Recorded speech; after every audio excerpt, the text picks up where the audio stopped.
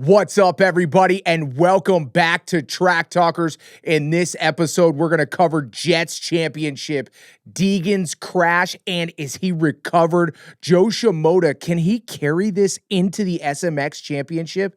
Where is Eli trending right now? Kenny pulls off the track, and what happened to Cole Davies? All that and much, much more. But in the studio with me, professional supercross racer, now retired, my brother, Tyler Enticknap. So stoked to have you in the show. As always, we are talking about Unadilla Motocross this weekend. Jett Lawrence wraps up the championship in style, bro. Bro, he is inching his way closer to, I would say, legacy? No, conversation? I think like, where are we at in his career? Because we are currently looking at a historic run for a 450 competitor at age 22. Okay, I know this sounds crazy, and I'm probably gonna get a lot of backlash for this and in the comments, and it is what it is. That's why we're here, right? We all have an opinion. Yep. Mine just happens to be professional. But I mean, as much as I love Jeremy McGrath and as much as I respect what Ricky Carmichael's done in the sport, as much as I loved watching James Stewart and idolizing him, as much as you see Ryan Villapoto with his grit and determination, as much as you see Chad Reed against all odds making it happen, I think the words that come to mind in my head when I think of Jett Lawrence is, I can't even believe I'm saying this, but I think he'll go down as the best to ever ride a dirt bike. I wouldn't say that right now, because if his career ended, let's just, follow me here. But if his career ended today, he would definitely be one of the best, but not the best. Statistic wise, because you're looking at statistically, when you're putting him in the best of all time, he has to be the best of all time statistically, just like as the GOAT factor for LeBron against MJ. Yes, but hear me out, okay? Jeremy McGrath, clearly the best to do it in Supercross. Yes, right? Why? 72 wins. Exactly. Okay? Over his career. Yes. It's going to be unmatchable. I don't think Jett's going to be able to do that. But he didn't want to do outdoors because he didn't like outdoors as much, even though he clearly went and won. But we all knew he just didn't like outdoors. He didn't mesh with outdoors. Yeah, you're talking about Jeremy McGrath. Yes. Now, Ricky Carmichael, okay, clearly will go down in history as the GOAT, and he will go down as, the guy that was so good at outdoors and could hang it out and really gritted it out and made the bike work when it didn't work. Never was lightning fast, but always super, super fast. Bro, the motherfucker lapped the whole field. That's true. Okay. You got a great point. Jett hasn't done that yet. No, he hasn't done that. Definitely hasn't. But I'm pretty sure he has 3 more 450 championships to go to even catch. Just Ricky. Listen to me. Ricky Carmichael. You're not building a very good case out. Yes, Ricky Carmichael struggled a little bit in Supercross. It was kind of the exact opposite of Jeremy. It was almost those two were the total polar opposites, right? Yep. Still good at Supercross, but definitely not his forte. Then James Stewart comes along, right? And he's now the fastest of all time, but he ends up on his head a lot. Yep. You know what I mean? He couldn't control it like Ricky could control it. That was one of Ricky's best attributes, is he knew where his limit was, and his limit was really, really high, and he wouldn't go above that. On outdoor. Yes, or Supercross. Supercross, he was pushed to the limit a little bit more. You guys can all look at the highlight reel of whatever. Ricky Carmichael biffing it through the whoop section. Whatever. Okay? talk about Chad Reed, Ryan Villapoto, all great riders. Mm-hmm. Okay, Ryan Dungey's in that picture for sure, and I'm sure I'm missing a few other ones.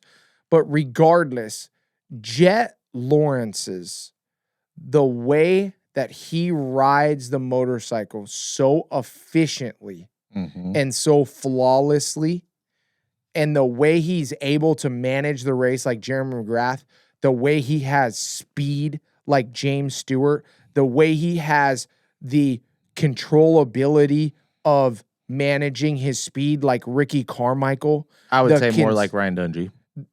The Ryan Dungey, the grit of just having to get it done like Ryan Villapoto and able to do whatever he needs to do around the outside on his bike. He'll make a pass around the outside just like Ryan Villapoto. I mean, he literally has everything of every single one of those champions in his body somehow. And that's why, and it's really hard because, you know, Chase Sexton is there and he can do it, but he's just not, he's not as consistent. Yes. He's just not as consistent. And Chase Sexton can beat him best day to best day. Chase Sexton is the only guy right now that I think could be there. And that's not a diss on Tomac. That's just Tomac, not wrong place, but just wrong time. I think Tomac is just over his hill a little bit, which still isn't like way over the hill. It's just, if we seen Tomac at his peak, I think he could have competed with Jett. I believe so too. But either way, I don't think we've ever seen somebody with this much speed and this much control combined into one rider. I mean, James Stewart said it best on the broadcast was he's never seen anybody that is this good of a racer. You know? Yeah. Like, everybody knows now, I think, except for RJ Hampshire, and we'll get into that later, that if Jett's out front, he is statistically almost impossible to beat unless he hits the ground. Oh, you know, like as of right now, I need to get the Hembo stats up, but if he's out front by like lap 2, I want to say he's like 100 for 100 right now. Bro, it's not even that's the part is it's really not, this isn't even bullshitting. I know it's not even like that's not even like an exaggeration. Jett probably knows his stat is if he can get out front before the first 3 laps, he is like 100% chance of winning.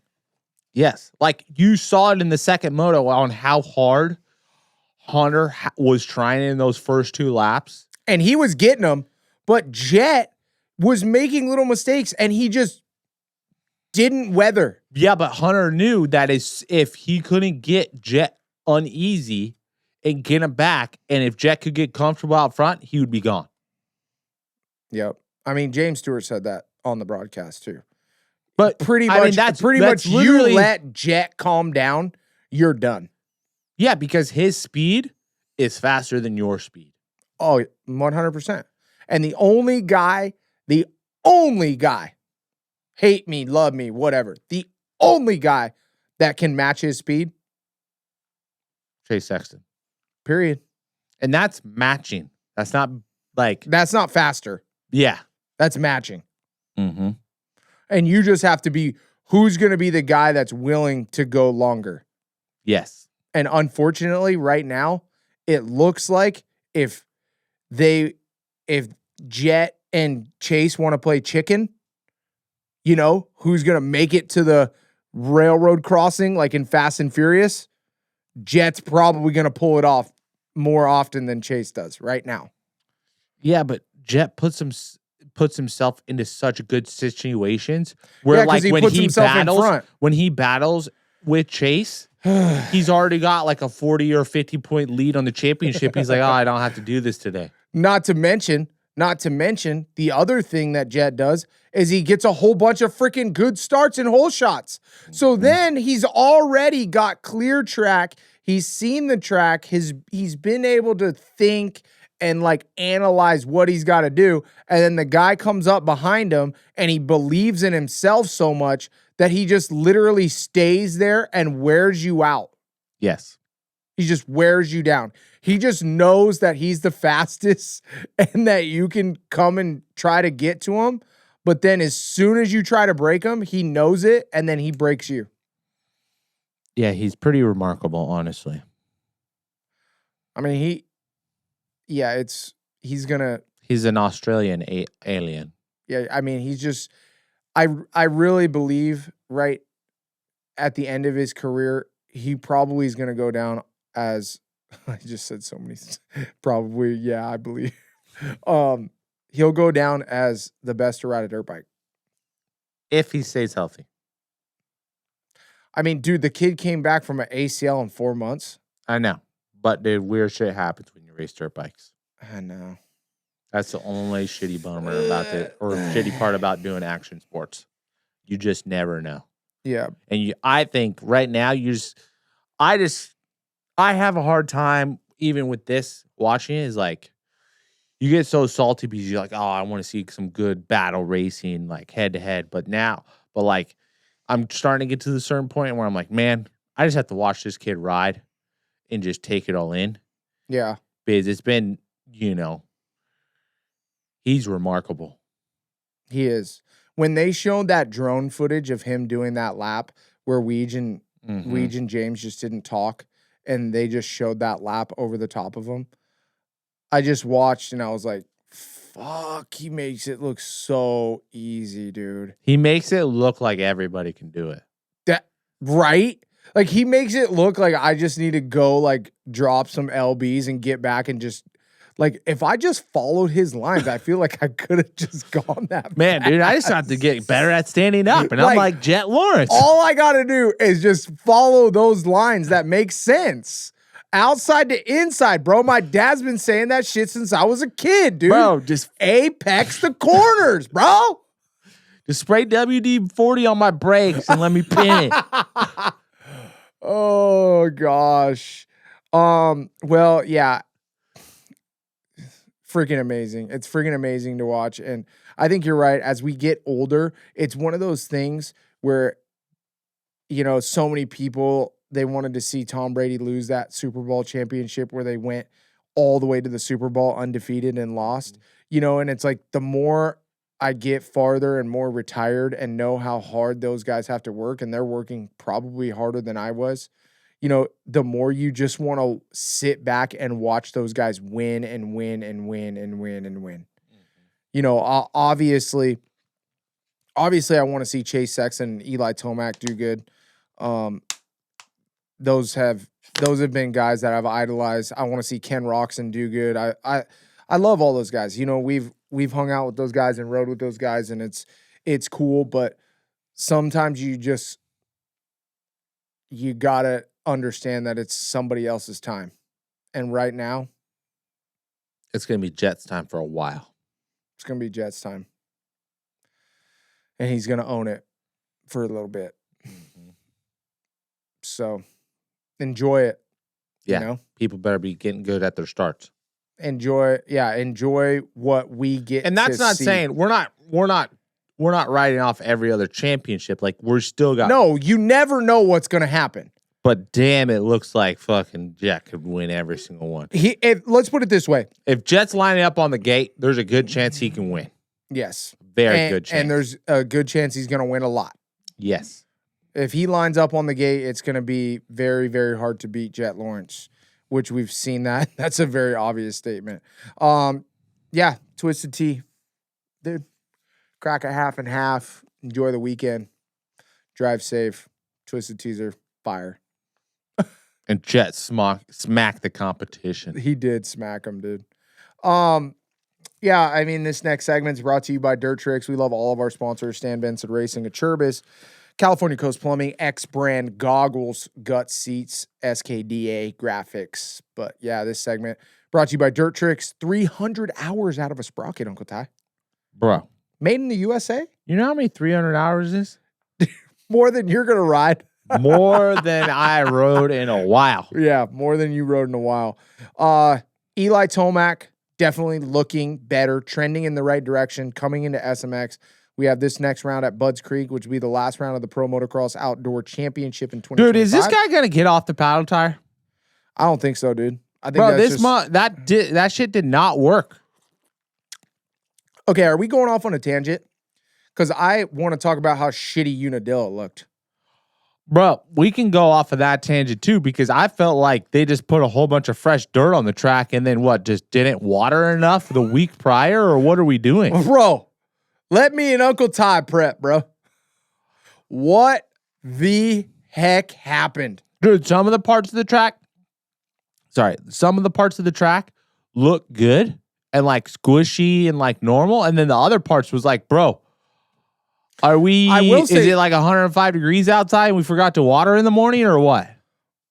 Did the whole watering system break? Did all the water trucks break down? I'm not sure. Maybe they did. No, some of the corners looked horrible, but not all the corners. Bro, did you see the corner in practice after, like, gosh, I don't even know how to explain it. You know where the place where Hymas crashed coming down the straightaway towards us? Yes. If you go backwards, that top of the hill corner. It was like a dust bowl. Well, yeah, that corner was a dust bowl all day. It was like a berm. It was like a literal like berm. Like, what are we doing? And two, it didn't look as deep as, like, don't get me wrong. I don't mind it not being as deep, Unadilla. But it looked like, you know what it looked like? It looked like we ripped it like only like 3 lanes and we didn't go back across it, and we still had like the rip edges. Yes. Like very amateur like prep. no rototill, no nothing. No, like no even out. Like like go back and re-rip it to break up those edges. No, yeah, we did one rip and we still left the teeth marks in the dirt, so it had all the little squiggly lines. That's what it looked like. It really did. I got to give it to him, though, because, I mean, I don't know if I got to give it to him or not. Bro, you just talking mad shit on him. Yeah, but they did prep the lips of some of the jumps, which they needed it bad. But were the lips way gnarlier than normal, too? Bro, Dude, I don't know. Those things were like, yeah, I don't, bro. It was not good. Prep was not good at Dilla today. No, not good at all. Dude, if someone actually worked on that track legitimately like 2 weeks prior and that's how it came out, I would be very surprised. They did not work on that 2 weeks prior. That's what I'm saying. It did not look like it. I Bro, don't know. Did like you see the highlights of the girls' race? They didn't even have the banners up. I mean, bro, I know like when Schaefer goes to Millville or Thunder Valley, he's there 2 weeks prior. Yes, prepping it. Yes. That's the whole reason Iron Man isn't racing the last round, is so they can do a month's worth of prep to get ready for MX and Nations. Yeah. Well, that's not just all on the track, but that's all on the facility and everything. But still, yeah, I was actually not impressed with the Unadilla prep. I thought it looked very amateur and very inconsistent. It did. It looked very inconsistent. It looked like one part of the track was watered well, one part of the track was dry, some lips were really like you could tell the lips that were fully rebuilt because they had the same consistency of the whole entire dirt all the way to the top. And you know what? You guys in the comments, all of our fans watching, if you guys are watching this and we're missing something, that maybe a tractor broke or the watering system broke or something's going on, please let us know below and we will pin that comment. Because it seemed like something happened, didn't it? Like it seemed like some major shit broke. Like the equipment rental place was out of equipment and somebody didn't get it, or like it got delivered wrong, or the tractors broke down, or the water trucks, or they didn't have any water in New Berlin County or whatever. Yeah, but it's not like they didn't have water. They had water on some parts of the track, just not all the track. I know. And how sketchy was it? How much water they were putting down? Yeah, they were trying to make it up at the wrong time. Yes. someone should have been up at 3 a.m. trying to fucking put water down on those dusty-ass corners. Or all night long. Yeah. They could have made that work, dude. Mm-hmm. Shoot. Well, yeah, Eli Tomac looks better. Looks a lot better. Yeah, like a lot better. He was messing with his bike all day, and I feel like for how he finished was a 3-3 on the day. I think that was a really good day at Unadilla for Tomac. Dude, never won. Isn't that crazy? I couldn't even believe it. When they were saying it on the broadcast that Eli Tomac has never won at Unadilla, and then he goes out and rides like that. Because I seen him in the second qualifying practice. Dude, before James said anything, I'm like, dude, his bike looks like shit. Like, bro, his rear end looked like it was like, it looked horrible. And then he fucking spun out. And I was like, oh, he really don't like that thing. Right? He really don't and like I was it. worried. And then he comes out and Tomac's up, baby. And looks like he's got some fight in him. Mm-hmm. You know, that first moto, he was hanging in the background for a long time. Yes. A long time. Mm-hmm. I liked it. Yeah, big subject of the show. RJ Hampshire, dude. Bro. What? Just absolutely crushing the 450. Crushing, like made for the 450, right? Yes. I mean, I don't know if this is, and I don't want to project anything here. Addy not projecting. Yes, I don't want to do that. But does seem very similar of like a kind of Barsha 450 debut. You know, where like he almost looks better on the 450 than he did the 250. Yes. I mean, up until like calmed his ass down a little. Up until like this little crash he had, bro, he didn't really have any RJ moments. No. On the 450. Nothing. Nada. Maybe my guy just needed more horsepower. He's just stretching the cables on the husk, bro. You know what I mean? He just blowing up those hydraulic lines on the husk, bro. He's like, Nate, dog, give me some more power, bro. He has to make it work too hard. And now he's like, damn, I got all this horsepower. I don't got to like do all this crazy shit that he's been doing all the time. Definitely doesn't. It definitely seems like it. Okay. So, something you brought up, though, that I thought was absolutely genius. When I watched RJ the first moto, it seemed like he didn't care about Jett. No. You know what I mean? Yes. And you said to me, his attitude about Jett is fuck Jett. I've beat this dude. I pretty much grew up with this guy. I've seen all his shit happening. You know what I mean? It's like, dude, like when you go out and you go ride at a local place and somebody thinks you're the best in the world, right? You go out, local pro class, Ty's going to wax their ass. Yep. Right? But that's everybody there. But I grew up with Ty. I know all of his flaws. So I know all of his weaknesses, all of his shit. And we were talking about it. RJ's the same way. With Jett. With Jett. He beat Jett before. He knows that Jett isn't an alien. He's seen him on a 250. Yep. This is true. And that actually gives me some hope a little bit. Yes. And too, you know what I like about RJ? What? Jett knows he would take his ass out. Like, you know how they were all talking about how respectful they were in the podium thing? Like, did you see the post-race press conference? No, I did. I haven't watched it yet. Weege was like, yeah, how does it feel to be like, you know, you guys talk and you guys seem friendly and all that shit? And Tomac was like, yeah, it's cool because I just know that everybody's going to be respectful racing and, you know, it's nice. And Jett was like, yeah, you're growing up with legends, or I don't remember exactly what he said, but he's like, yeah, I know he's not going to take me out or do anything weird, blah, blah, blah, blah, blah. And that's what I like about RJ, bro. He'll just, if it's raining, he'll cut half the track and T-bone you across the thing. to get like fourth. You know what I mean? Like, he doesn't care. He doesn't, though. Bro. I feel like that's the attitude you have to have, though. Especially with Jett. Yeah. Like, keep this dude on his toes. Do some shit Chase did to him in Iron Man. Yes. Chop him. You need to live in Jett's head rent free, bro. Yes, because he's living in everybody else's. Yes. You got to flip the script.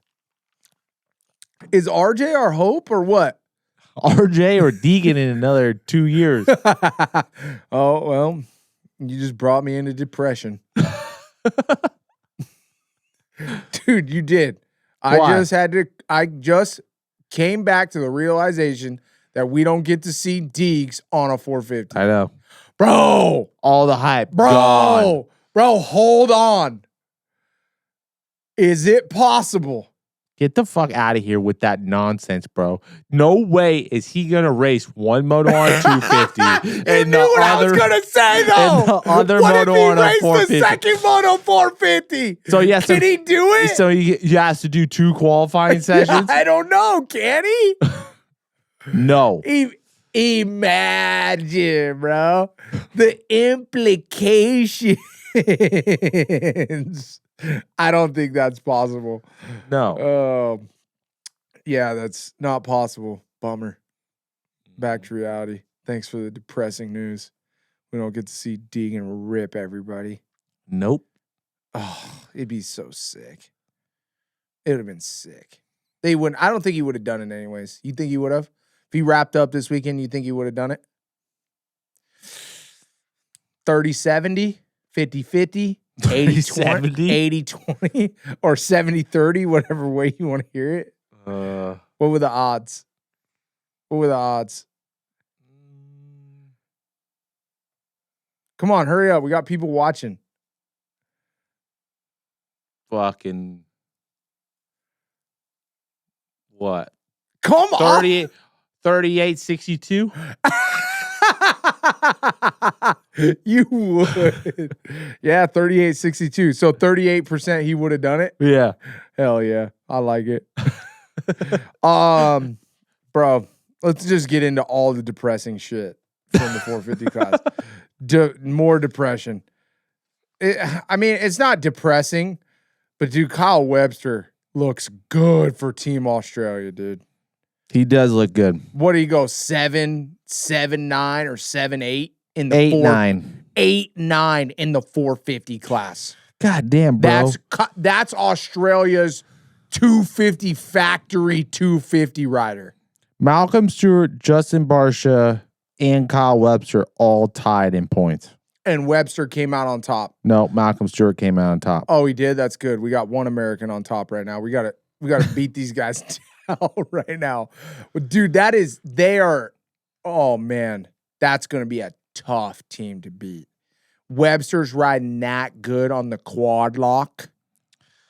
Bro, I mean, he's got a pipe. He has a pipe on the back of his bike that I don't even know what it is. What is it, dude? I don't know either, but it's like a HG something. Somebody in the comments tell me what that black pipe is. What it's going to come down to is Deegan doing really good on his 250, hopefully winning, and then Jett and Tomac have to both beat Hunter Lawrence. You mean Chase? No, Chase and Eli. Had to both beat Hunter Lawrence in their motos. That's what I'm saying, dude. It's going to be a battle. It's going to be a dog fight. So we're hoping for some American heat at Iron Man that the Australians can't hang with or something. What do you mean? Dude, the Australians are Americans. What? Webster had a problem with the heat. That's all I know. I mean, he was only a couple days off the plane, but you know what's messed up too is I like Webster. I've met Webster like a few times. He's cool as shit. He's like really cool and he's fast. Who are you rooting for, dude? Dude, I'm rooting for all my motocross homies. Okay? Webster's tight. I can't knock Webster. He's like literally probably the nicest guy you'll ever meet. Dude, you're all caught up in the web, bro. I know. I am. I'm caught up in the web. Speaking of web, we're going to go to Justin Cooper. Nice transition. You like that? Cooper Webb, Justin Cooper. Yeah. SMX points leader, bro. Yeah, SMX points leader. Don't get paid for that, but that's still sick. We're losing it today, dude. Justin Cooper. Observations for Justin Cooper. Monotone as. Bro. Is this, what would be the word? Wear and tear? Yep. Is this Wear the and result of not getting a weekend off since January? I mean, you like get you weekend. got one. You got one, but not enough. Not enough. I mean, dude, Chase Sexton is literally doing it perfect. Chase Sexton could not even be hurt right now. He could be at the Bahamas, and he's going to be ready to win the $1 million at SMX or have a way better shot. You know what I mean? Mm-hmm. Justin Cooper needs a break. He is flat. Yeah. Flat as a slab of concrete, dude. Yes. And he's fast. This is not like saying that Justin Cooper is just flat as in like he's flat because he sucks. Mm-hmm. No, Justin Cooper is really good. Justin Cooper is tired. When you accumulate enough points to be the SMX champion, it almost puts you at the top of like you worked too hard list. Right? I don't think you work too hard, but you're like you're worn. This is the number one most worn out guy right here. You gotta think he's got some major dinks. Let's put it that way. Okay, so what does Justin Cooper have to do? Sleep for 4 days. Not even look at a dirt bike. Mm-hmm. Shut his brain off for like the next 2 weeks. And then that last week, right before the SMX round 1, then he picks up training and feel like $1 million. Okay. Z-Max drag strip is September 6th. Mm-hmm. Okay. So that means next weekend is the 23rd, which will be Budds Creek. Then you get 1 weekend off and we're at Z-Max. Yeah. So he needs to get off of outdoor on the 23rd, fly home on the 24th, sleep from the 25th to September 1st, and then train lightly and get ready. And hopefully his Tomac, bike setup and everything's good. Hopefully Tomac has the bike setup dialed. Yeah. Jeez, think about that, dude. So Justin Cooper's the SMX points leader, did all these races, has to race next weekend, then has to figure out his SMX bike setup in the next 14 days after that and go race for the SMX Playoff World Championship that he's leading. Mm-hmm. That he's coming in with the red plate. Does he get a red plate for that? Or hoping. Does he get like a purple? Does he get like a purple plate? No, your purple plate is your last SMX champion. Yeah, the champion of the prior year. Previous champion. I would think that Justin Cooper gets the SMX red plate. He deserves it. He deserves it for as long as he can keep it. Yep. All right. So Kenny got tired. Shane McElrath, 17th overall. Mm-hmm. Nice little comeback, getting ready. Shout out to him. Marshall Weldon on his new Yamaha ride. 17th in the second moto. I think right behind his teammate with Henry Miller. Yep. Had some troubles in the first moto, but 17th the second moto. And then shout out to Ty's boy, Dylan Ferrandis. Hell yeah, my boy went 7-6 for 6 overall. Love that. I do love that. Love it. I love to see it. Mm-hmm. Love to see it. He's been off for a long time. I think this is a good ride for him. It is. And that's going to... And back-to-back weekends. Yes. That's definitely going to transition well into Budds Creek and the SMX Championship. Love that for Dylan Ferrandis. Yeah, let's move on. Stan Benson Racing out in Bakersfield. If you need anything from Any kind of parts, supplies, tires, Pirelli tires, ETS fuel, get it shipped to your house. Go to stanbensonracing.com or go to the shop in the Bakersfield area. Go to any local track or any local race in that area. Where do you go, Ty? Stan Benson Racing. Come on, Stan Benson Racing, the place to get it at. They support the show. Hopefully you guys support them. Deegan, squidded out practice crash. Bro, what was that? You know what it was? He forgot that he's riding a dirt bike. I know that sounds silly, but like he literally, I think, was thinking so much. There was so much going on because you got to think that Deegan's thinking about 450. Am I going to ride the 450? Can I wrap this championship up? This track is super sketchy right now. There's a million people in my ear. My dad's in my ear. My team manager's in my ear. My agent's probably in my ear. Then he's got, obviously what I said about the 450. And I think literally he was thinking about so much other shit that he just cross-rutted and did a little fumble, and he forgot that how gnarly he is on a dirt bike, and that Unadilla is gnarly, and if you get a tiny, tiny bit cross-rutted at 1 mile an hour, you're going to eat shit. And it was just a little flub up. Definitely was a little flub up. Do you think he hurt his hand? Not as much as how he rode. I think it was more nerves than anything. Oh, 100%. I don't think he's... I think if he had that flub up like 4 rounds ago, he would have still won. Oh, yeah. Or would have gave more fight to Joe. Yes. Like, don't get me wrong. I think Joe Shimoda was just... Bro, Joe Shimoda's ripping. WASABI Jo. He fast. Very, very fast. Especially at Unadilla. I mean, that was undeniable. Fast. Right? Yes. But I think do agree with you. That was the first time that I've really seen Deegan. Like, the nerves got to him. You can tell me anything you want. Everybody knows. Look at my Deegan jersey behind me. Okay? Everybody knows I'm like Deegan's #1 fan. Deegan was nervous, dude. That was not regular Deegan. He was thinking about championship. He was thinking about salvaging. He was thinking about, what do I got to do to just be safe and lock this up? Which is smart. And he also said he had tranny issues. He did say that. Moto 1. Weird. I mean, yeah, I would say it probably happened, especially the way he said it. There was something minor. But anytime I've had a transmission issue, it just locks up. Have you ever had a transmission issue where your bike actually still works? Ever? No. Mine just locks up.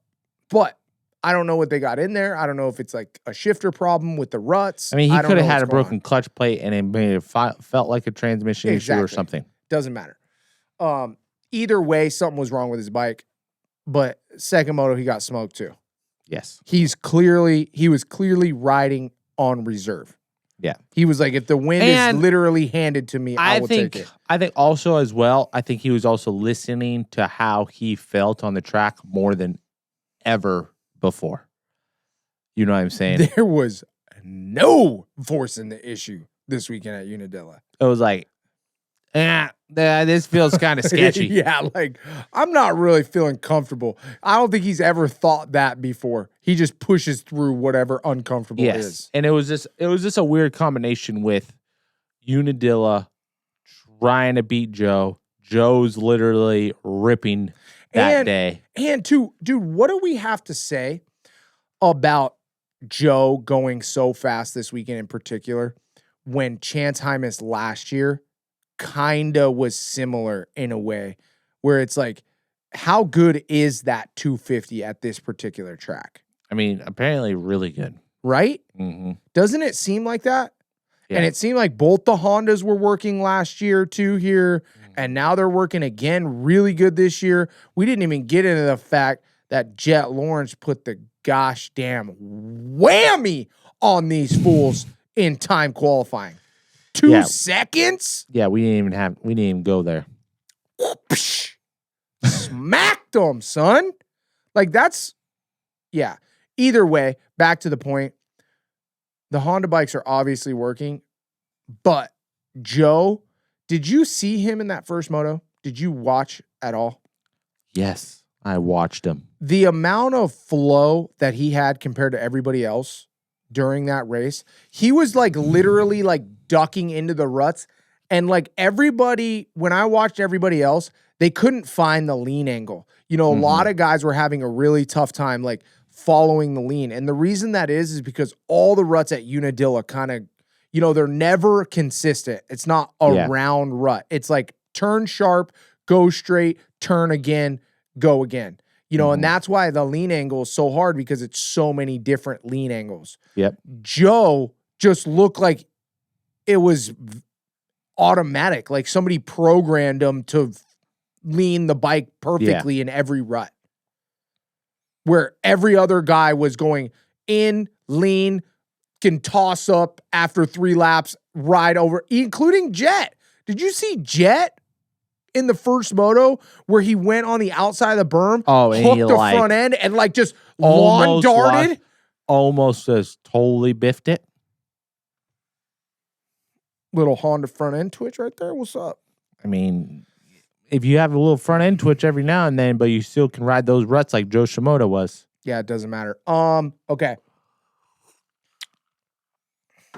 I gotta raise a glass. Where's my glass at? Right here. Okay. Raise a glass. Little round of applause. For Julian Beaumer.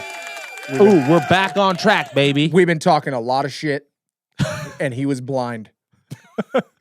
We've been talking a lot of shit, and my guy needed contacts bad. And he also needed a little bit of bike setup or something because wow, damn, are we back? We got we are on qualifying. Bro, we got blood work done. Back. We got blood work done. We got contacts, and we got a new bike setup, and we're back, baby. Come on. Cheers to you, Julian Beaumer. That was fucking sick, dude. That was, I mean, you got to give credit where credit's due, right? I mean, yeah. Definitely. He looked like a totally different rider, though, this weekend, didn't he? No, he just looked like Juju Beaumer. That's true. He looked like the guy that we seen in Supercross. And we expected to see on outdoor. Yes. Like, honestly, you know what it kind of reminds me of? What? Why you always got to be like that?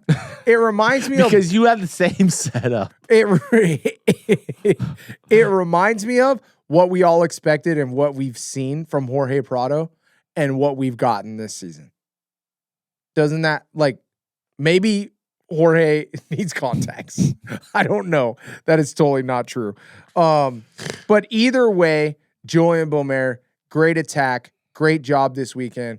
Really hope to see that kind of continue, that intensity, the way he's riding forward and not, you know, backwards. And he looked solid doing it. You know what I mean? It was an all-around great performance and really good time for him to have that performance coming into these SMX rounds. And more importantly, it looks like his shoulder's healed. Yes. Everything I thought that was good. Like the issue. Yes. Because I was like, bro, are you dropping back like this because your shoulder hurts? Like, what the fuck are we doing out here? Isn't that... I think that is one of the most frustrating things about dirt bikes, dude. And Weege and James talked about it on the broadcast. I think Weege talked about it a little bit more. They were talking about Levi Kitchen. You know? Don't even get me started. Yeah, I have written down Levi down on here. But either way, like, not to pick on Levi Kitchen, but dude, nobody ever says anything if they're hurt or what it really is when they're riding or racing dirt bikes like Julian Beaumer. We wouldn't have known if his shoulder was actually hurt or not. Or if he can't see. Yeah, or if he can't see. You know what I mean? Or did you hear about that story about his concussion? When he was at the practice track and he was getting headaches? I think, wasn't Mike the one who told us that last week? Yes, it was. Anyways, did you have too many concussions, Uncle Ty? Yes, I have. Either way, the point of the situation is like we just don't know what's going on with these guys because everybody has to be so tough that races dirt bikes. You almost, and what I should have said was mentally tough, is you almost can't even say what's hurting you out loud because you don't want to give yourself that excuse because you know you got to get the job done. I was just about to say that because that's what James Stewart said because of why we don't tell everybody that we're hurt because we have to be mentally tough ourselves. That we can't even say that shit out loud. It's like, nah. Yeah, we don't want to speak that shit into existence. Yeah, because we're all super fucking stitious. Yeah. It's so true. It is 100% true. So, like, yeah, it's not even and that. if the ones on a real, you want to know the real facts, people? If the ones that aren't superstitious have PTSD. And they're like, well, I did this when I got hurt, so I'm not going to do that. Yeah, exactly. Very, very true. And every one of our dads have said, if you think about crashing, you're going to crash. So don't think about crashing. So that's the first thing you think about. Anyways, yeah, I think that's why the sport's not going to change as far as the injuries go. It's just all of us have to keep that stuff inside because we don't want to verbalize it. Yeah. We don't want to give ourselves that excuse because we know we got to do it and we know how hurt we get all the time. You know what I'm saying? Yes. All right. Well, I want to give another round of applause. You know who we're giving that one to? Garrett Marchbanks, baby. 171 passes this season. 171, let's go. 171 passes this season going to Garrett. Still have a round to go. Still got a round to go. We might hit 200. We might hit 200. We could hit 200. How many? What do we got to do? We got 30 passes, so 15 passes per moto. 29 passes. Right? So 14 passes in one moto, 15 passes, or we could just do 20th gate pick and get the whole shot and win, and then all we got to do is 10 passes in the second moto. There we go. 200 passes. That's got to be a record. God. The amount of Poor dirt, Garrett, bro. The amount of dirt he's eaten this year. Poor Garrett. What do we even say about that? Because there's nothing you could, I mean, there is something you could do. But, I don't think Mitch is sponsored by Athena. I was literally about to say put a big market on that. Come on, hey, man. There's got to be some sort of rule about a weight-power ratio. Weight-ratio rule. Weight-power ratio, bro. Can we get that changed? Yeah. Bro. And all riders have to weigh compared to their horsepower. We can detune or tune up your machine compared to how much you weigh on the gate.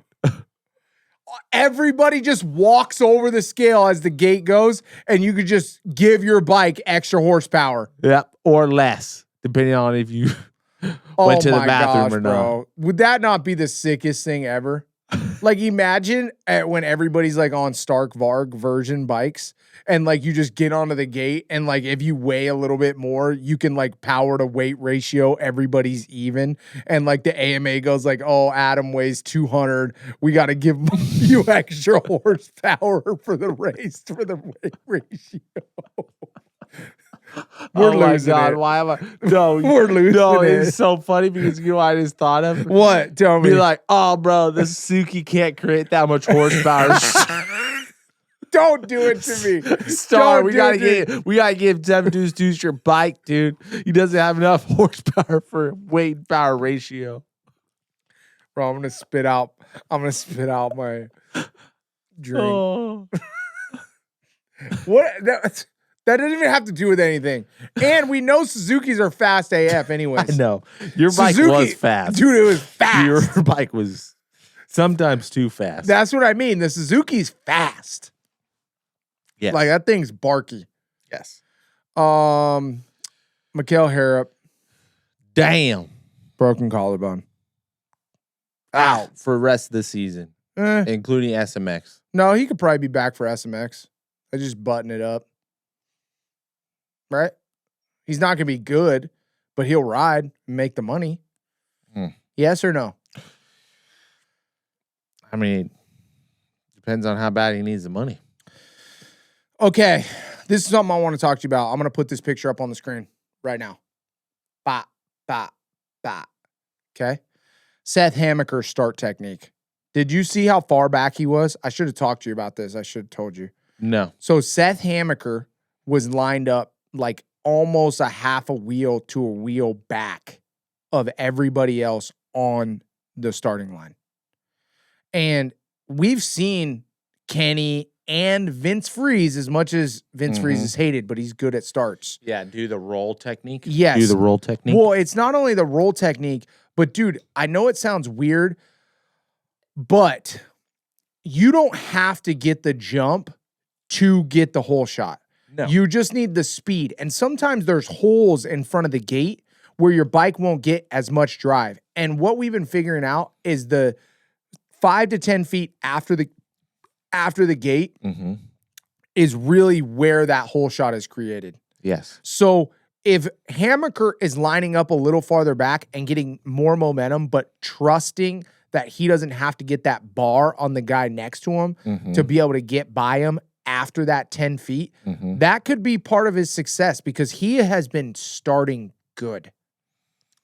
I mean, and I'll put the picture up on the screen. You can see, look at, I'll try to circle him, but I don't know. But Seth Hammaker is on that right side of that picture, and look at how far back his bike is. And I think there's another Cowie that's lined up back too.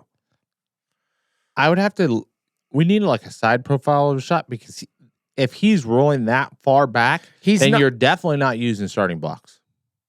No, I don't think he is using starting blocks. But I don't think he's rolling forward. I think he's just starting back to be able to get more miles per hour before he gets after the gate to hit the hole faster. I mean, so you're just saying he's extending the launch pad of the grate that 6 more inches. Yes, to get just a tiny bit more momentum to get the drive through the hole that's after that gate. If you pick a gate like that. Yes. Or because like you can see right here, I'll send you this picture, but you can see Hammaker on that right side where like he's just that much farther back where he gets the drive over the holes, and you can see how rutted the start is, and it looks like it's kind of slippery, you know, to where that might be part of his success. I don't know. You know, Julian's lined up really far forward. Couple of the Joe's lined up really far back too. Look at how far back Joe's lined up as well. I feel Seth Hammaker's not lined up that far back. He's definitely lined up more back than the guys next to him, right? Like, even if it's like a half a tire. I know Juju's lined up really far forward. You know what I mean? Yeah. Deegan and Joe, though, look at how Deegan and Joe are lined up. Like, Joe's lined up the farthest back almost. I don't know. I definitely have seen a couple guys. I've seen Ken Roczen do it. I've seen Vince Freeze do it. And I think the theory behind it is that they're lining up far enough back to where they're getting just even if it's 0.1 mile an hour faster when they hit the dirt to get through the hole and get that extra drive to get out of the gate. Yeah, because you're extending the grate launch pad essentially. Yes, which the grate is like positive traction. So every inch on that grate is going to contribute to miles per hour in front of the gate. Yes. That you can carry. Yeah, we'll get more into that maybe on another episode. We'll definitely keep an eye on that. But yeah, let's move on. Cherbis Plastics, CherbisUSA.com. Get your plastics today. Best fitting plastics, any color you want. Yeah, best plastics in the game. Big L, Big Dub. Big Dub, Jett Lawrence. It's the W. Kaden Dudney, dude. Dudney? Dudney. Kaden Dudney. Number 400. This kid's the real deal. Broke his arm twice this year, Weege said, and came back, did the SMX. Yeah, because he didn't race thing. Loretta's because he wasn't healthy enough for it or didn't qualify for. Didn't qualify. And then did the SMX goes out next. SMX next. Wins like the first moto. Yep. Doesn't get the overall. Yep. And then comes out to Unadilla and absolutely tears it up. I mean, for a kid, I know he's on a Star Racing Yamaha. Yep. But regardless, even when you're on the right bike in the right program, that doesn't mean you're going to be successful. Yes. It does not mean that.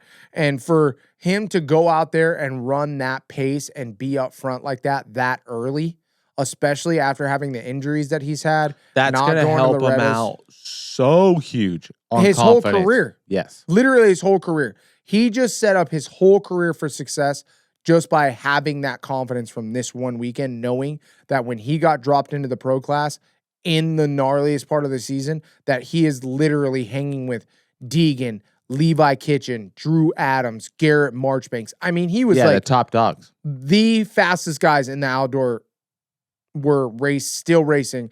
Drops right in, number 400. Kaden Dudney comes out, hammers down, gets it done. And two, the thing that I really liked about Kaden was how smooth and just calm he looked all day long.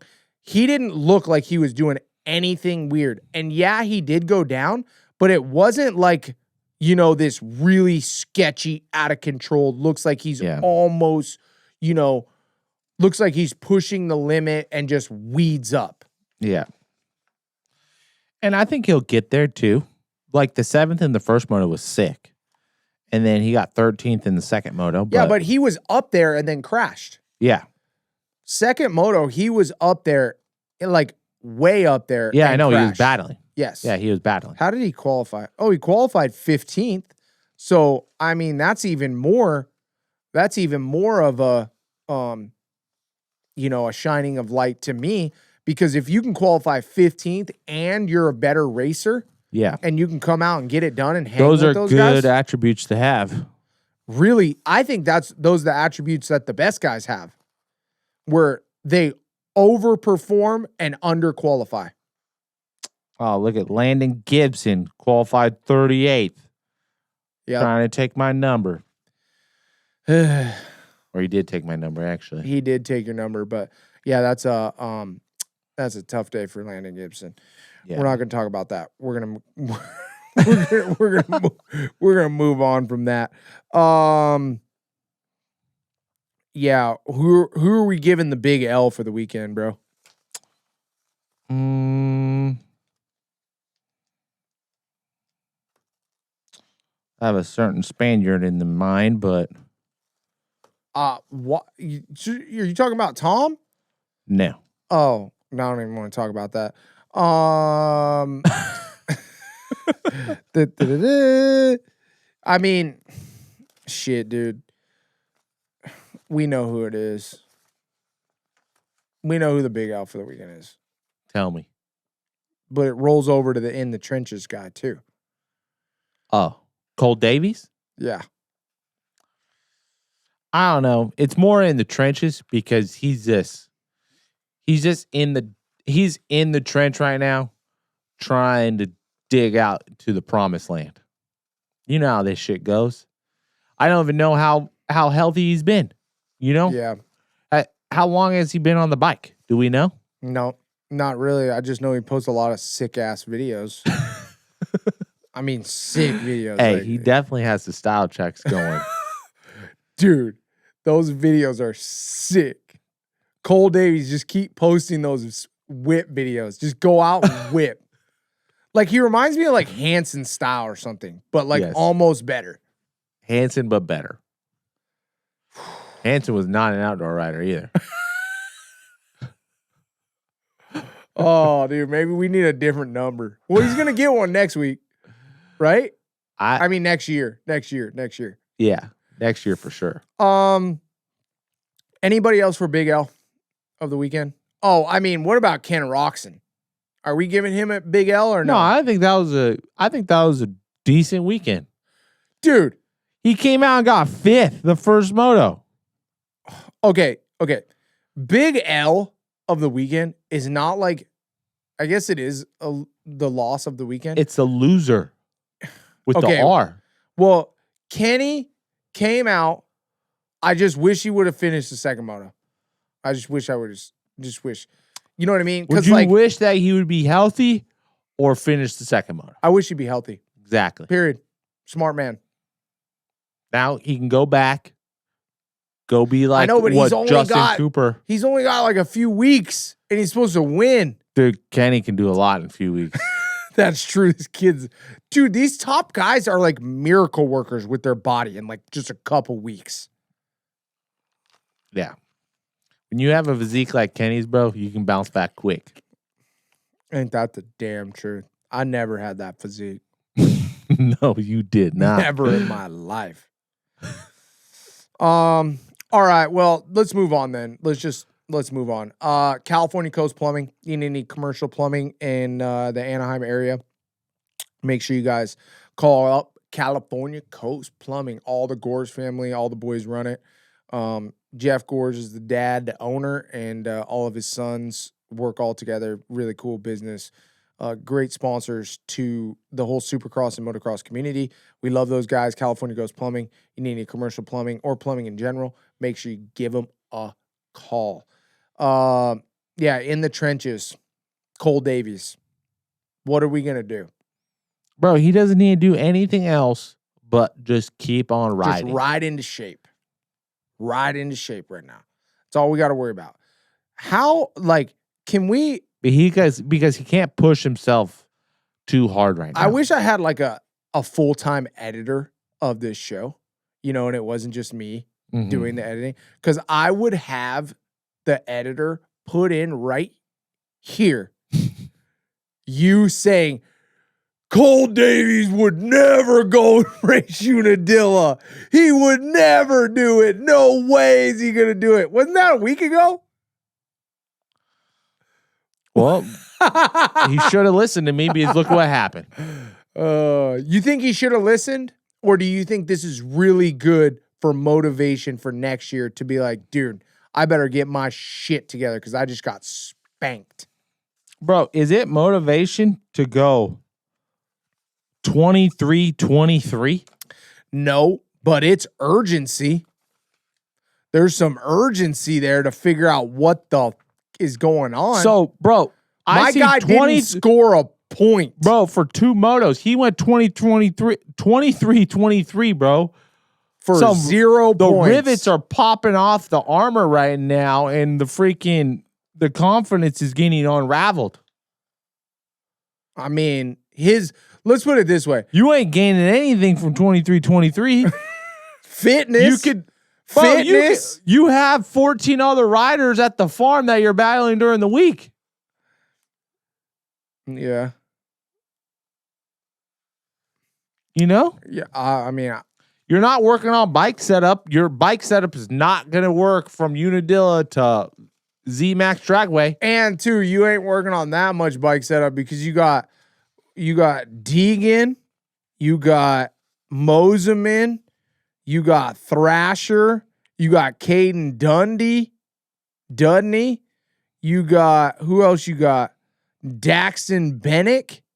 So if your shit don't work, you got all those guys in suspension you could try that beat you. Mm-hmm. Right? Yes. So bike setup can't be that much of an excuse when all those other guys, and I know he's got different style, but yes. I was hoping, I was expecting 12-17 is what I was expecting from Cole. I wasn't expecting anything because nothing. This was his first national ever. You were just not expecting him in a top 40? He has no results. This is Kaden Dudney's first national. Yeah, but I think he's been way more ready than Cole. Cole raced Supercross. And got landed on. I mean, you do have a point. But. Yeah, a hiccup that's a big hiccup in my eye, bro. Is getting landed on by another motorcycle. That shit sucks. Yeah, I don't know. I expected 12-17. Let's put it this way. He's pissed right now. He might not sleep tonight. Yes. right? Mm-hmm. All right. So we talk shit. We all love Cole Davies. This is the truth. But we're saying what it is. Mm-hmm. And I think he would agree with us. He would, 100%. What do we got to do? What does Cole Davies got to do? Right now? Right now. Do we race Budds Creek? We have to right now, right? We're in. I mean, are you? Yeah, we're in. If you raced Unadilla, you can't pull out of Budds Creek now. You took one on the chin. You already took one on the chin. Everybody kind of saw what you had for outdoor. Let's try to go get better. Right now, he needs to look at big picture. And that is 2026 Supercross Championship. West Coast Supercross Championship. Or East Coast, because Deegan's going to be West. Whatever. Doesn't matter. He's going to be a championship contender 2026. That's true. East or West Coast, doesn't matter. That's what he's got to be thinking right now.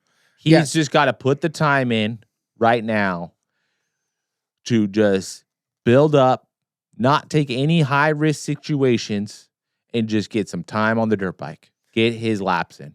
Yes, but I do believe that he needs to go to Budds Creek, and he needs to try to figure something out. We gotta be in the top 15. I don't think it matters. I think it does. It way matters. Oh, yes, it does. Without a doubt. You think it just doesn't matter that he's not top 15? Why? Why does it not matter? Please enlighten me. If he goes 2020, if he goes 23-23 at Budds Creek, it is not going to have any implications on what's going to happen January 6th, 2026 at Anaheim. Okay, that's the smartest shit you said, because I would agree with you on that. But what's going to happen when he's got to race a full pro motocross series next year, and the only thing he's got in the back of his mind is he went fucking 23-23 at Unadilla. And you know what he's going to, and that's going to get already a race when he beats Deegan for the West Coast 250 Lights champion, and that motherfucker just won 450, and now all he has to do is go with average Joe Shimoda, and just going to go beat him at Paula. Okay. This is you what know I'm gonna say. You know what's gonna happen if he tries to go top 5 and he's not ready? Some crazy ass shit and might get hurt again. I'm not looking for a top 5. I'm looking for 1 point. I'm not looking for a point. I'm not looking for shit because the shit don't matter. I think championships matter, bro, and he's got to be looking at the championship. It doesn't matter who gives a fuck about a point right now if you're Cole Davies. I do, because 1, it gets me into the SMX championship. 2, he's already locked in because he won.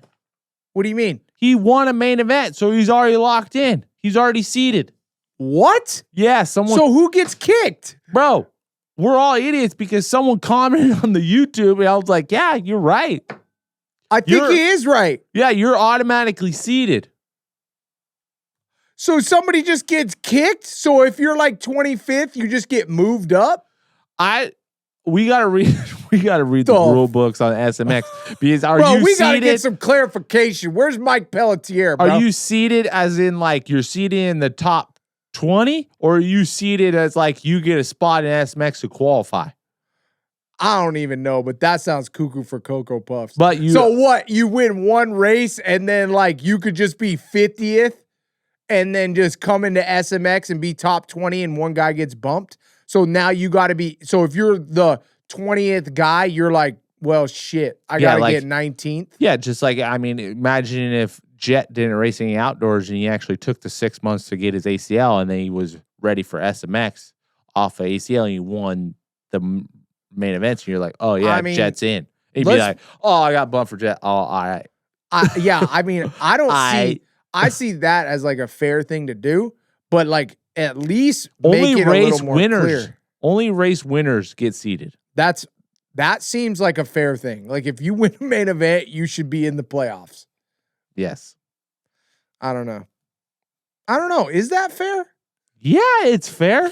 I don't know, dude. That's a long year racing for a lot of guys for you to show up at one race. You know what's not fair? You're getting 2 times the points when you race outdoor, and you get just single moto points when you win a main event. Yeah, it's insane. It's silly. The whole thing's silly. makes me. Yeah, I don't even. So that's unfair. I think Yep. you should be only getting points towards SMX on your overall results. Okay, well, I know you just think I'm fucking cuckoo for Cocoa Puffs with the whole Cole Davies things, but he needs to go to Budds Creek. Nope. He needs to go out there. I'm not looking for a top 5. I'm not looking for a top 10. I'm not looking for a top freaking 12. I'm looking for a 15th. Give me some light. Give me a whole shot. Give me something, dude. Bro, he's in You the have to darkness come right now. next He doesn't year. know where the light's at. It doesn't matter if he sees it or You have to come not. next year and race the Pro Motocross Championship against WASABI Jo. I mean, that depends. Is Average Joe going to show up, or is WASABI Joe going to show up? Bro, I guarantee you next year when fucking Cole Davies is going to go line up for Paul, he's going to be like, man, I got a shit ton of confidence, bro. I finished 15th last year at Budds Creek. Bro, no, bro. this is what I'm thinking. Are this you is what I'm kidding me, thinking. I'm Adam? thinking at least we got a direction For what? to go forward. I mean, dude, 23-23 for a 26 overall for a guy that almost won the Supercross Championship. Bro, he got landed on. You keep saying that. He was about to win this championship his rookie year, and freaking Jordan Smith had to quad onto him. Do you know who Brody Conley is? What number? Exactly. He beat Cole Davies, and he's the Australian champion. And he's from New Zealand. That shit don't matter. Bro, give me something, Hey, bro, Cole. our freaking we're done with teammate this. Brock Bennett on fucking SBR, SBR Husqvarna Racing. MRP SBR beat him. Yeah. Brock Bennett, 22-22. What's up? That's our guy. That is our guy. Number 99. Right in front of 100. Right where he should be. We're lost. Oh, these people are gonna. Cole eat us up Davies in is the lost. comments. He is, dude. He'll find it. But okay. Before we move on, SMX is outdoor and indoor, and there's no whoops. How's Cole Davies gonna do? 10th? Not good. Not good. So we're just he's out. He's not even in the SMX championship. Bro, Where are you putting him? I want to stop cussing on this show, but Okay. you're making it very hard. Because you're not listening to me, okay?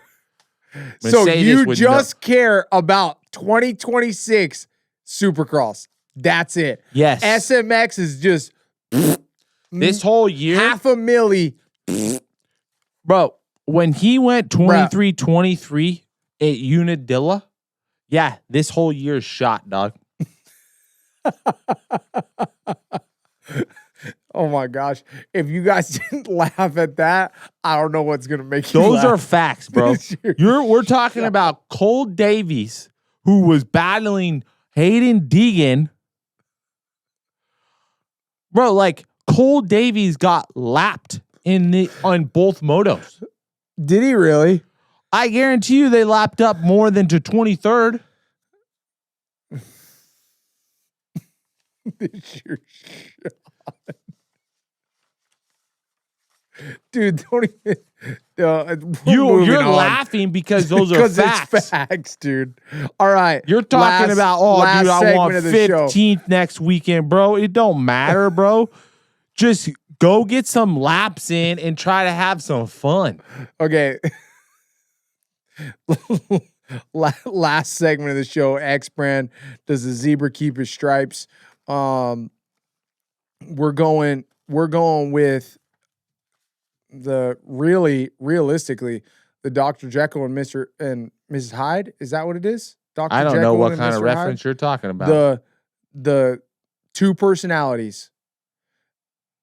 WASABI Jo and Average Joe. We're talking about Joe Shimoda. He's got the Honda deal. Hold on one second. He's got the Honda deal. Is Gemini the one with the two faces? I don't know. Don't ask me. Man, we need a girl here. Yes, we do. We need the horoscope chicky thing, whatever. Either way, Joe Shimoda right now rode the best race of his life. I Yes. think James Stewart nailed it. That Mhm. first moto was the best race Joe Shimoda has ever raced in his He entire life. was ripping. Right now, he has a factory Honda contract on his desk that he has not signed yet. Mm-hmm. So if I'm Joe Shimoda, I've got all the options on the table and everything that I could ever want. Okay. Mm-hmm. Does Joe Shimoda do the same thing he did last year and turn into average Joe right after a super, super, super hot season of outdoor?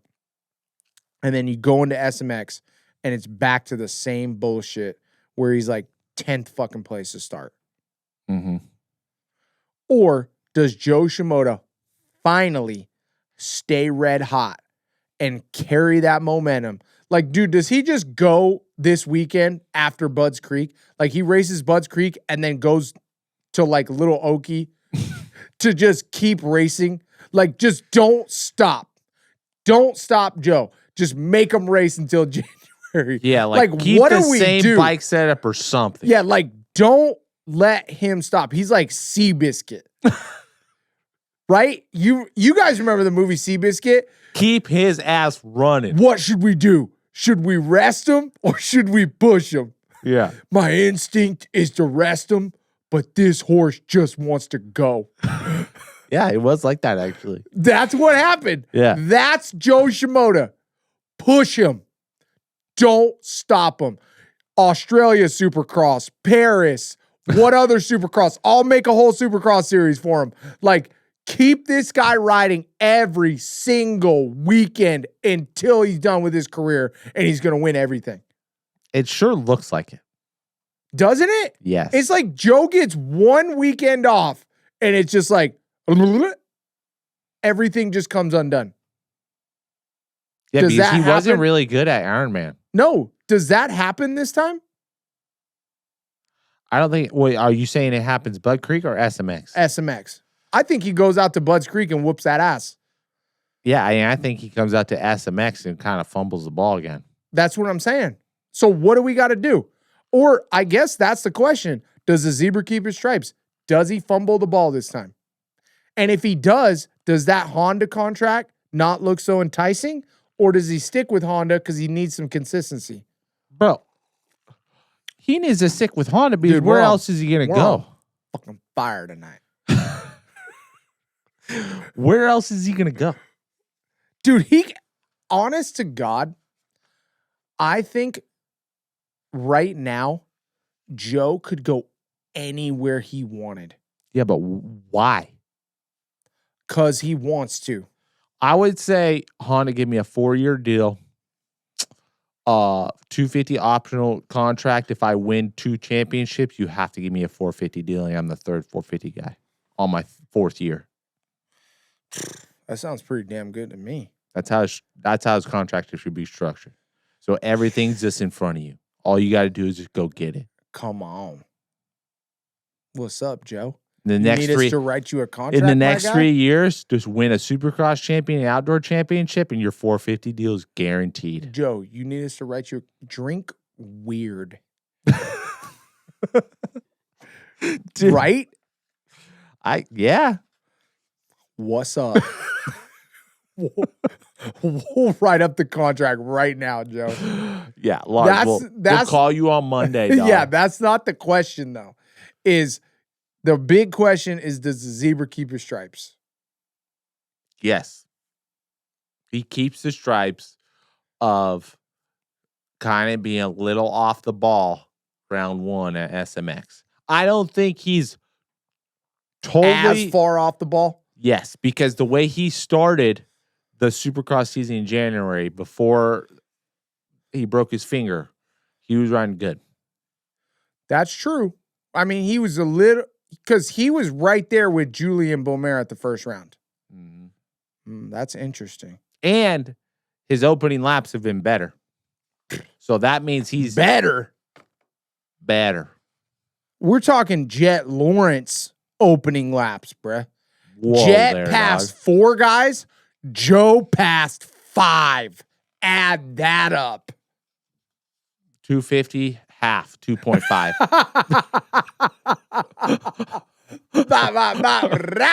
Added that shit up. Wait.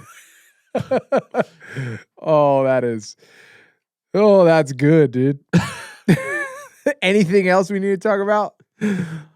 He might be racing a 450 on that's Nations. right. Or he is. He is for Japan. He is racing a 450 class. for Japan. Yep. Hopefully that means he's qualifying. Because did Japan not qualify last year? They're on the cusp usually. Yeah, for a team qualifying. Yeah, like for the actual races. Show. Yeah. That'd be kind of cool. It would be kind of cool, actually. Anything else? What else? Levi Kitchen needs to get his shit together. No, stop it. What? Stop it. I mean, Levi needs to get his shit together, but dude, clearly Levi is better than you have all this shit to say about Cole Davies, and you don't want to talk about Levi Kitchen going 10-10. Dude, Levi, I've seen Levi do good outdoor, and I've seen Levi do really good indoor. Okay? Mm-hmm. I've seen Levi up close and personal in real life have one of the gnarliest crashes that I've seen in a long time. Mm-hmm. Okay?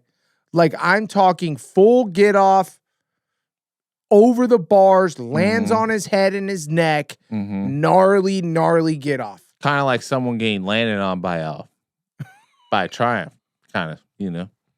Why can I not remember Cole Davies' crash that much? Did I just blank it out in my mind? I don't know. You're retarded. Who landed on him? Was it Jordan Smith?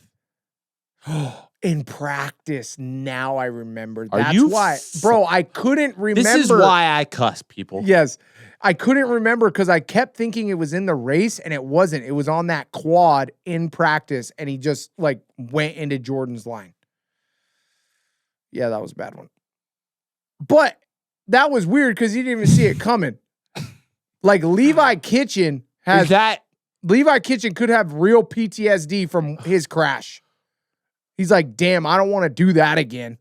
You don't think Cole Davies has some PTSD about some freaking Triumph just dropping a bomb on him? That's probably why he did shitty in practice. When he did his slow lap, he was all the way off the track. First practice back, dude. Chill. He didn't get the qualifying spot to get the starts. That's what happened. Now we know. That super understandable. We figured out the whole situation. Practice was tough for Cole Davies. Didn't get the starting position he needed. Either way.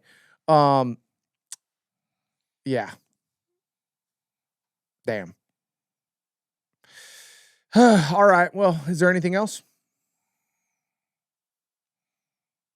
I'm ready for outdoor to get over. Yeah. These motors are boring as hell. I mean, it is what it is. I don't know what to say. There's like literally the Thank first God five. for Kenny coming back this weekend. Yeah, but even then. I wouldn't have been excited. Even then. I want to see the women's race instead of the boys. The excitement was sick for Kenny to come back. And then Kenny came back, and I was like, damn. He just kind of slotted right in. Yep. You know what I mean? He definitely, I was really bummed when he was like talking about how little expectations he had for himself. Cause that to me, man, he just went out there to go right into shape. You know what I mean? He's like, dude, I know SMX is coming up and I need to get some intensity up. So I know I need what to I get have some to motivation to like be like, shit, I'm way off. Yes, exactly. He just needed to go suffer. He knew he needed to go suffer. So he just went out there and just took it on the chin because he knows the only way to get back in the hot water is jump in the hot water. Yes. And that's what he did. And unfortunately, he pulled off early and got tired. But at least he knows, and he knows what he's got to do. And it's just a fresh reminder of how hot that water is. Girls' race was good. Charlie Cannon put a can of whoop ass on Lala, and then Lala came back and handled the business. Nah, this is my number one plate. Yep. Don't get me wrong, the women are super fast, but when I watch Lala ride, she's so little. I don't know how she does it. Like, she is little.